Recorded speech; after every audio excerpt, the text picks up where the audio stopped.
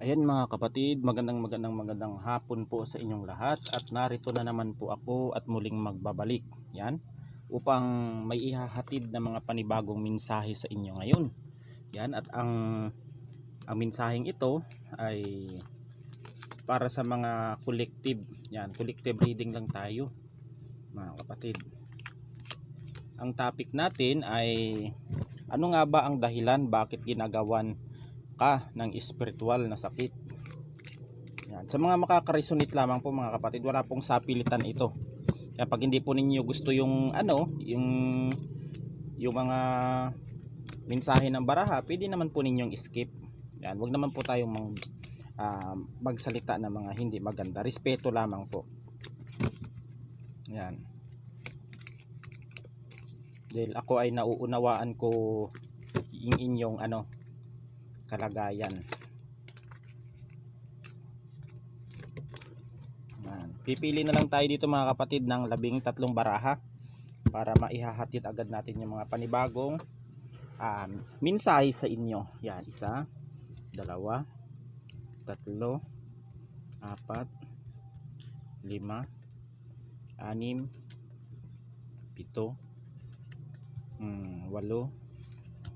6, 7, 8, 8, 9, 10, 11, 12, 13.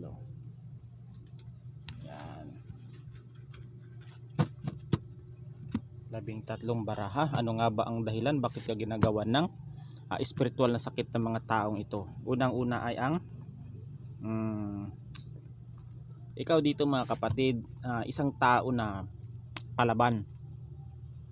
Kahit ikaw dito ay ginagawa na ng kahit ano pa yung ginagawa nila sa inyo na hindi maganda, inaatake ka sa spiritual, inaatake ka sa pamamagitan ng paninira, inaatake ka nila sa pamamagitan ng hindi maganda mga kapatid. Ikaw dito kasi mga palaban, ikaw dito ay palaban na isang tao, kaya patuloy ka nitong ginagawan ng spiritual upang ikaw ay magkasakit. Hindi ka nila mabasta-basta dito mga kapatid, kasi pag ikaw ay alam mo dito na ginagawan ka o inaatake ka sa spiritual, ikaw po dito mga kapatid ay agad-agad ka pong nagdadasal. Ayan, humihingi ka po ng tulong o gabay sa ating Panginoon. Ayan po, kaya yung mga mo ay palaban, lumalaban ka dito. Kaya hindi ka basta-basta natatablan ng spiritual na pamamaraan ng kalaban, at malakas ka sa ating Panginoon mga kapatid. Lahat ng mga panalangin mo dito ay pinapakinggan ng ating Panginoon, dahil alam ng nasa taas na ikaw dito ay mabuting tao. Yan. Kalimitan kasi mga kapatid na ginagawa ng ang spiritual na sakit, yung mga nagtatagumpay sa buhay. Yan yung mga taong ginagawa nila ng hindi maganda, kinukulam nila, binabarang nila, ginagawa nila ang bigyan nila ng sakit, sumpa, mga pasanin na hindi maganda, na mga malalang pasanin, magsasaper sila sa kanilang buhay. Yan yung mga tao na puro yung mga success ang kanilang yung mga taong successful yung mga kanilang inaatake, kasi naiinggit sila sa mga tagumpay ng iba. Yan. Hindi sila makontento sa binigay sa kanila ng Panginoon. Gusto pa nilang gumawa ng hindi maganda. Yan. Ba't ka binibigyan ng ano nga ba ang dahilan ba't ginagawan ka ng spiritual na sakit? Kasi dito mga kapatid, kahit gawan ka man nila ng spiritual, black magic, kulam, barang, paripadhangin, tigal po, mayroon pong ancestor o ancested masters o mga gabay o mga mga ninuno na namayapa sa mga pamilya ninyo na gumagabay sa inyo. Yan. Gawan ka man dito ng spiritual na sakit, ay sinasalag ito ng iyong mga ninuno na namayapa. Yan. May mga ninuno din kayo na mga gagamot na siyang tumutulong din sa inyo upang depensahan kayo sa anumang atake ng kalaban sa spiritual. Isa ito sa 9 of Pentacles. kaya ka ginagawa ng spiritual na sakit. Ikaw dito ay successful, may mga napatunayan ka na siguro sa inyong mga pamilya. Ikaw dito ay may mga naipon ka na, may mga naipundar ka ng mga lupa, bahay, at may mga ano ka, may mga property ka nabili. Yan, kaya ginagawan ka ng sakit dito, pinagsasaper ka dahil may mga pera kang naipon. Ang gusto kasi nila mga kapatid na ikaw ay magkasakit, na maubos ang mga naipon mong pera.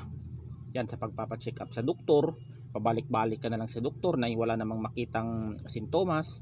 Yan yung gusto ng mga taong ginagawan ka ng spiritual, na ang lahat ng mga naipon at naipundar mo ay mauubos. Yan, sa pagpapagamot, kung anong mga pamamaraan ng mga yan. Kaya ginagawan ka ng spiritual na karamdaman. Naiinggit kasi sila sa mga achievements mo mga kapatid. Naiinggit sila. Yan. Kaya ginagawa ng spiritual na sakit. Isa rin ito sa may mga masayang magpartner. Yan. May mga magpartner dito na pilit na pinaghihiwalay, o isa dito ay binibigyan ng sakit o magkaroon ng karamdaman na malala. Isa dito sa 6 of vessels na ito. Yan, kasi dito mga kapatid, may magpartner dito na masaya, may mga naipundar na rin, at may mga naipon, may mga savings na din sila. Yan, isa din dito na isa rin itong kinakainggitan. Maaari may naiinggit sa kanilang katrabaho, mayroong pamilya, kamag-anak, kapitbahay, meron ding may nagagalit sa kanila, may naiinis, kaya ganun. May ginawan dito ng spiritual na karamdaman ng isang tao. Maaring nagbayad sila, o di kaya pinagawa nila itong spiritual. Yan. Ito kasi yung gusto nila, na kayo ay lahat ng mga naipundar mo, lahat ng mga lahat ng mga naipon mo, yan, gusto nilang kunin. Yan, kaya binigyan ka ng spiritual na sakit, na kung sakaling lalala man, kung ikaw man ay mamamatay, ang lahat ng maiiwan na naipundar mo ay sila ang magmamana. Ito yung mga teknik na mga taong ito. Yan, na bibigyan ka ng sakit hanggang sa lumala hanggang sa di na maagapan, hanggang sa kung ikaw ay lilisan na o papanaw na, ay makukuha nila yung mga kayamanan na naiwan mo. Yan, ng mga naipundar mo ay sila ang kukuha. Pero malabo itong mangyayari mga kapatid, dahil hindi naman agad-agad na mapasa kanila ito, yung mga gusto nilang kunin o balak sa inyo. Kasi may mga taong ganito mga kapatid, na hindi marunong dumaan sa proseso. Gusto nila ay ang resulta ay mapasa kanila. Mali yun. Kung gusto nilang magtagumpay sa buhay, pagsikapan nila, magsumikap sila. Hindi yung ang iba kasing tao gusto nila ay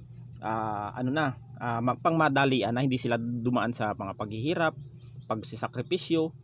Yan, pagsumikap, gusto nila agad kunin agad nila yung pinaghirapan ng tao. Yan, pakulam nila para kung sakaling magkasakit at lumala ang karamdaman yan, yung mga naipon nila, yung mga naipundar nila, sa kanila mapunta. Yan, yung mga taong hindi marunong pumarehas, di marunong di marunong magsumikap, di marunong lumaban ng parehas. Kumbaga ay sakim yung mga taong ito. Yan, yung mahilig ng pag-aari ng iba na hindi naman sa kanila. Gusto nila ay angkinin, kuhanin, nakawin. Yan, pag-intrisan. Pangit yun mga kapatid. Labag po yun na pag-intrisan mo yung pag-aari ng isang tao na hindi naman galing sa iyo. Lapastangan po yun. Yan. Itong 2 of vessels. Ang 2 of vessels na ito mga kapatid, kayo dito mga kapatid ay may mga magpartner dito na sinubok ng isang matinding love spell, ang pagpapahiwalay sa inyo, mga kapatid. Pero hindi nagtagumpay yung mga taong ito na paghiwalayin kayo, kahit bigyan kayo ng para bigyan kayo ng kahirapan talaga, mga kapatid, para ma-realize ng isa sa inyo na hindi kayo para sa isa't isa. Yan, pero bigo sila, mga kapatid, na paghiwalayin kayo. Yan, bigo sila. Yan yung sa 2 vessels. May mga taong ganun, mga kapatid. Kasi yung mga mangkukulam na yan, mga kapatid, yan, hindi yan, ang mga ugali kasi ng mga mangkukulam ay hindi po yan sila masaya sa buhay ng tao, ng isang tao. Hindi po yan sumusuporta yung mga mangkukulam na yan. Ang mga ugali ng mangkukulam, mga kapatid, nakadepende. May mga mangkukulam din na nasa tama, may mangkukulam din na gumagawa din ng mali. May ibang mangkukulam rin na kukulamin yung parang parang binabalanse nila yung ang spiritual o batas sa spiritual. Pag alam ng mangkukulam na yun na inagrabyado yung isang tao, yan, pwede niyang gawa ng masama yun. Kasi pag ginawa nila ng masama yun at wala namang kasalanan yung taong yun, hindi din naman po tatalab yun. At maaaring babalandra pa yun sa mangkukulam. Ganon. Meron ding mangkukulam na nagpapabayad. Meron ding mangkukulam na nagpapaalipin sa pera. Meron ding mangkukulam na sisilaw sa pera. Kaya po wala pong mangkukulam na umaasenso, mga kapatid. Wala pong mangkukulam na umaasenso. Kasi po puro kasamaan ang kaniyang ginagawa sa kanyang kapwa. Ang mga ugali ng mga mangkukulam, mga kapatid, ayaw na ayaw niyan na umaasenso ang isang tao. Ayan. Ayan, mga kapatid, naputol ng ating ang ating itong vlog natin dahil may pasyente na pumunta dito. Yan, at ang natin, yung ugali ng mga mangkukulam.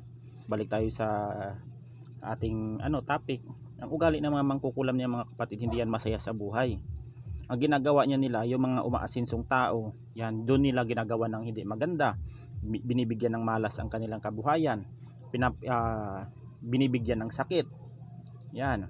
Tsaka yung iba naman ay nagagalit yung mga yan pag pinagsabihan mo ng hindi maganda o pinapatamaan mo. Yan, nagagalit yan. Tsaka ayaw nilang nakikitang may taong nagtatagumpay. Gusto nila sila lang yung angat. Yan, pag may mga taong gumagawa o yung mga taong nakakaangat, ginagawa nila ng hindi maganda. Kinukulam nila, binabarang nila, binibigyan nila ng kamalasan o sumpa para magkanda hirap-hirap ang mga tao. Yan. Pero darating ang araw, mga kapatid, yung mga lapastangan na iyan ay may kahatulan din yan sa tamang panahon. Yung mga mangkukulam na iyan. Yan. Ito yung ayaw na ayaw nila, kaya binibigyan ka nila ng sakit, spiritual na sakit.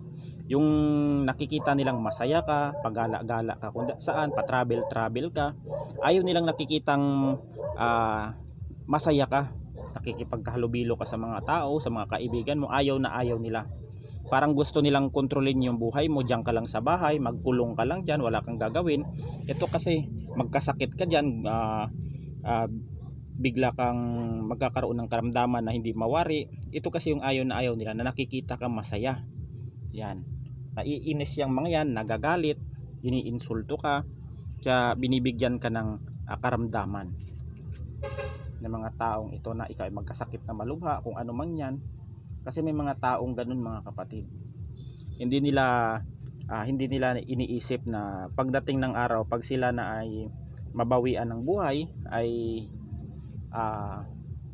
talaga yung nila. Yan.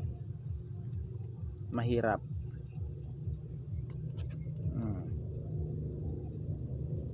Ito, ayaw na ayaw din nila. Kaya ginagawan ka ng spiritual, at ginagawan ka ng spiritual na karamdaman o sakit, dahil ikaw dito ay mapagmahal ka, masikaso, matulungin, mabait, maalalahaning tao. Yan, ayaw na ayaw mo nakikitang naghihirap yung mga tao na sa paligid mo. Ayaw na ayaw mong nakikitang nahihirapan yung mga kapatid mo, mahal mo sa buhay. Ayaw na ayaw nilang nakikitang tinutulungan mo yung ibang tao. Kaya galit na galit sila at binibigyan ka ng spiritual na sakit. Yan. Two of Staves. Itong Two of Staves na ito, lagi kang pinagmamasdan ng taong ito, mapaparing sa social media, sa Facebook mo, sa YouTube, sa TikTok, kung ano man social media platforms mo, ay lagi kang ini-stalk nito. Kinakamusta ka, tinitignan ka nito kung ang kanilang ginagawa ba o kanyang pinapagawa ay umiepekto ba sa iyo ng pinapagawa ng taong ito. Yan. Ito yung gusto nila, mga kapatid. Yung mga may mga tao dito na maaring may mga kamag-anak ka dito niyang gusto nila yung mga naipon mo ay sa kanila mapupunta, yung mga taong malapit sa iyo o taong mga mahal mo sa buhay, yung mga kita mo, yung mga taong yung mga taong malapit sa iyo, gusto nila yung bigay ka lang ng bigay sa kanila. Gusto nila sila yung mga kapatid, umaasa sila sa iyo. Yan. Parang gusto nila yung kita mo ay sa kanila mapunta. Yan.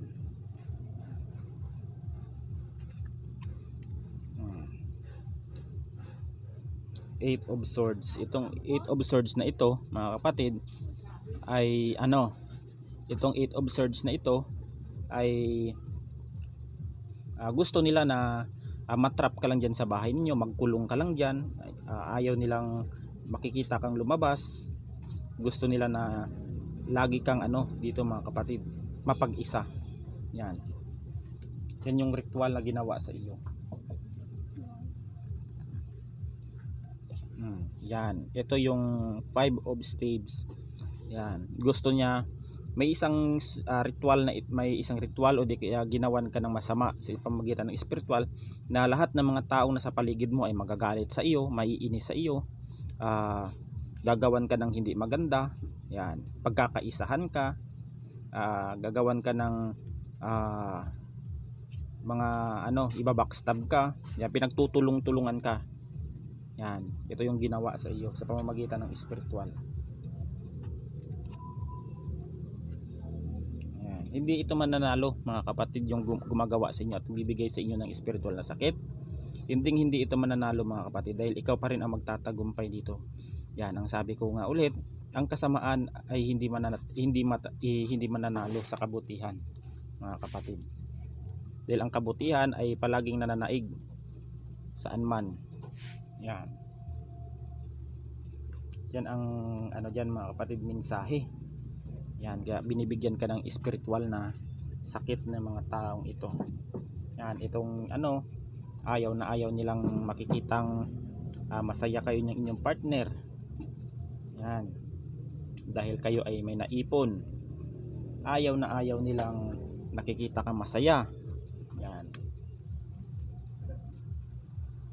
Ayaw na ayaw nilang nakikitang nagkakasundo kayo ng inyong asawa o partner niyo diyan, kung ano man ang inyong relasyon ng inyong kinakasama. Yan. Palaban ka dito. Palaban kang tao. Yan, ayaw na ayaw nila na makikitang ganon. Ikaw dito ay may mga naipundar na at may mga properties kang mga naibili. Yan. Gusto nilang kunin yung pinaghirapan mo. Yan yung gusto nila. Lahat ng kinitaan mo ay gusto nila sila lang yung makinabang. Yan. Pinagmamasdan ka ng taong ito kahit saan. Lumabas ka man ng bahay, saan ka man pumunta, ay lagi itong nakamonitor sa iyong mga taong ito na hindi may binabalak sa inyong hindi maganda. Yan. Ginawan ka rin ng masama na lahat ng tao ay magagalit sa iyo. Yan, kaya gumagawa sila ng hindi maganda. Yan.